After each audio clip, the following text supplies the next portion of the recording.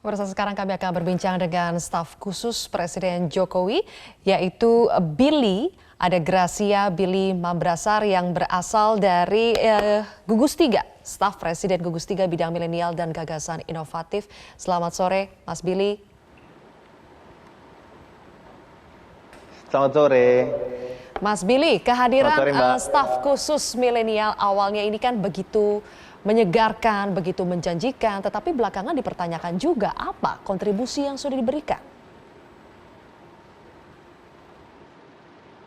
Betul, jadi seperti yang disampaikan oleh Pak Presiden bahwa Gugus Tiga, Inovasi dan Milenial ini adalah teman berbincang-bincang atau berdiskusi.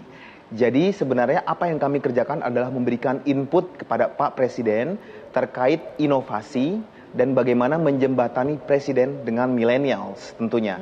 Jadi outputnya apa adalah masukan kepada Pak Presiden, strategi maupun inovasi yang terbaik. Akan tetapi kami juga tetap melanjutkan inisiatif-inisiatif kami di luar daripada tugas sebagai staf khusus Presiden, yaitu berupa hal-hal tangible. Misalnya kalau saya tetap menjadi penggerak pendidikan dan kewirausahaan di Papua, tetap saya lanjutkan kegiatan saya. Gitu. Oke. Tadi berarti outputnya adalah input dari kalian ya yang disampaikan kepada Presiden. Sejauh ini Billy, apa saja input-input masukan-masukan yang sudah disampaikan kepada Presiden yang terkait dengan menjebatani pemerintah dengan milenial?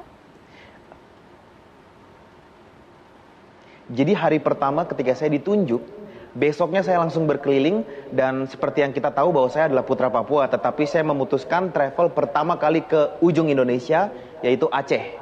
Dan dari Aceh saya ke Papua, lalu saya ke Semarang. Lalu saya menyampaikan input pandangan millennials dari daerah-daerah terluar tentang apa harapan mereka terkait dengan pendidikan, terkait dengan employment, pekerjaan maupun terkait dengan kesempatan berbisnis. Nah, tugas yang diberikan kepada Pak Presiden kepada kami Gugus Tiga itu salah satunya misalnya adalah bagaimana kami memberikan masukan tentang desain kartu prakerja, lalu kami sampaikan pemikiran kami ke beliau yang kemudian beliau nanti akan tindak lanjuti. Lalu bagaimana cara membranding UMKM misalnya yang dimiliki oleh anak-anak muda Papua, Indonesia khususnya dan di daerah-daerah terluar khususnya. Kami juga menyampaikan beberapa program interventions yang dapat dilakukan oleh Pak Presiden melalui kementerian dan lembaga nanti yang terkait untuk meningkatkan branding dari UMKM yang dimiliki oleh anak-anak tersebut agar dapat diterima baik di pasar. Dan juga saat ini kebetulan kami sedang ditugaskan untuk mengerjakan konsep ibu kota negara, di mana kebetulan ada tiga fokus yang kami harus pikirkan. Yang pertama adalah bagaimana menjadikan ibu kota negara pusat pendidikan terbaik di dunia, bagaimana dia menjadi pusat riset dan inovasi, dan bagaimana dia benar-benar green. Nah, kebetulan kami bagi tugas sesama SKP kami bertujuh, saya dan Putri Tanjung, kami lagi fokus mendesain konsep innovation center of the ibu kota negara yang baru. Gitu Mbak, kurang lebih. Nah, saya sendiri seperti tadi disampaikan, juga fokus membantu Bapak dalam pembangunan Youth Creative Hub di Papua untuk menciptakan entrepreneur muda dari sana. Oke, itu proyek kedepannya dan tadi sudah diceritakan apa saja yang sudah dilakukan. Billy kan punya berbagai proyek sendiri, misalnya tadi Youth Creative Hub, kemudian juga saya dengar ada yang namanya program Baper itu untuk crash intervention angka buta huruf di Papua, ada branding UMKM dan gebrakan Second Village. Bagaimana mengintegrasikan gerakan-gerakan yang Mas Billy buat sendiri, misalnya mengangkatnya ke level nasional, sehingga ini menjadi gerakan yang lebih sustainable? Pertanyaan yang bagus banget, Mbak.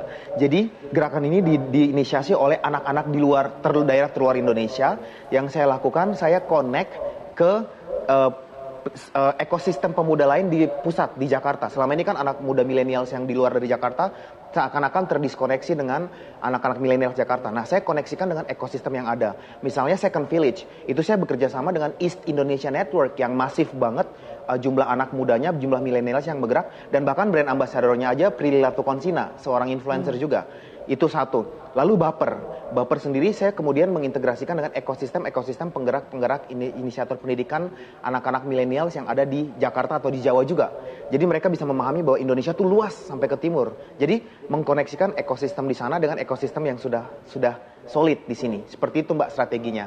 Jadi tetap bagian saya sebenarnya apa sih, integrator dan bridge kayak begitu Ya. sebenarnya. Oke, baik. Mas Billy, apa saja tantangan yang dihadapi selama ini mulai dari misalnya merancang sebuah ide, mengusulkannya kepada presiden sampai akhirnya disetujui dan dijalankan?